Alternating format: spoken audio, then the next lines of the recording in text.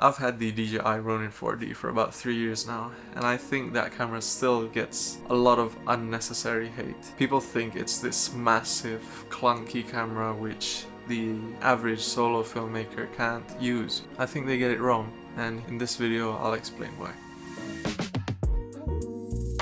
You get this huge monitor. You also get a gimbal straight with the camera. You get the 4th axis as well, which dampens the steps you take when you shoot gimbal shots. Setup time. When you take this camera out of its box, out of its case, which you get, by the way, when you buy the camera, it's all just a matter of installing the right hand grip and then installing the left hand grip. After that, it's only unlocking the gimbal and then you're all set. Secondly, LiDAR. The LiDAR in this system is like the DJI Focus Pro system, where you can make manual lenses, cinema lenses, become autofocus lenses just by calibrating it once. It is magical, to be honest. Thirdly, built-in NDs. I think built-in NDs are a must in any camera coming out in the future because it is such a lifesaver. It is so much better than having a variable ND, because recently the Nisi ND come to find out that in indoor spaces which have a lot of different lightings, RGB lighting, the color shifts, which is quite disappointing. And lastly, the transmission system. The transmission system for the Ronin 4D, where it's placed, is perfect, is also very reliable. It instantly connects to the DJI high bright monitor. Of course, the camera isn't all sunshine and rainbow. It also has a few cons. Firstly, it is very, very heavy. Compared to the FX3, it is so much heavier. If I'm not mistaken, the Ronin 4D is about 5 kilos, maybe 6 kilos.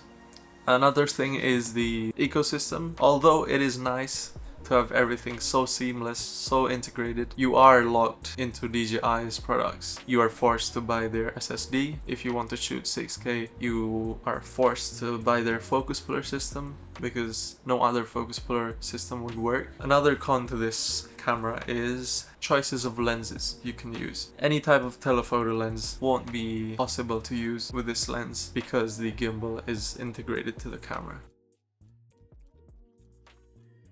Now let's compare the Ronin 4D to the Sony FX6. You could get the Ronin 4D for around $5,000 whereas you could buy the Sony FX6 for around $7,000. But with the Ronin 4D, you could get the gimbal straight with the camera, you get a case with a camera, you also get 2 hand grips which can become the focus puller and the gimbal controller for the camera, and you also get built-in NDs. If you were to make the FX6 the same as the 4D, you would have to buy a gimbal, then you would need to buy a transmission system, say Teradek or any transmission system, Holyland, and then you would have to add another focus system, whether that's Tilta or any other brand, which all adds up to a lot more than the 4D system. The Ronin 4D is for filmmakers who value speed and reliability.